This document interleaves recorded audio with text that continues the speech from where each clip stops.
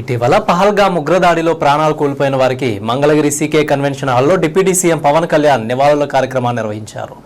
మత ప్రాతిపదికన 26 మందిని చంపిన పాకిస్తాన్కు అనుకూలంగా మాట్లాడడం సరికాదన్నారు. అలా మాట్లాడాలనుకుంటే ఆ దేశానికి వెళ్లిపోవాలని AP deputy CM Pawan Kalyan అన్నారు. మత ప్రాతిపదికన చంపడం సహించరాని నేరమన్నారు.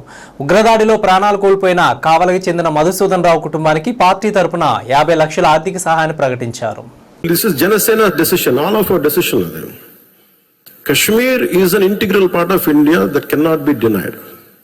అది మీరు చాలా బలంగా మీరు మాట్లాడాలి. Kashmir is an integral part of India. It will be an integral part of India forever. ఎందుకంటే ఎందుకు మాట్లాడుతున్నానంటే కశ్మీర్ పేరు కశ్యప మహర్షి మీద వచ్చింది. అమర్నాథ్ టెంపుల్ కానీ, ఇక్కడి నుంచి కేరళ నుంచి కశ్మీర్కి శంకరాచార్య మఠం కానీ, తర్వాత మతాలు మారుండొచ్చేమో ప్రజలు, కానీ అందుకని మీరు దీన్ని చాలా బలంగా నమ్మాలి. ఒక చిన్న గొడవ జరిగినప్పుడు అది మనకెందుకని అనుకోకండి. అందుకని దిస్ ఇస్ జనసేన స్టాండ్. ఇది నేను బలంగా నమ్ముతాం, బలంగా ఆచరిస్తాం.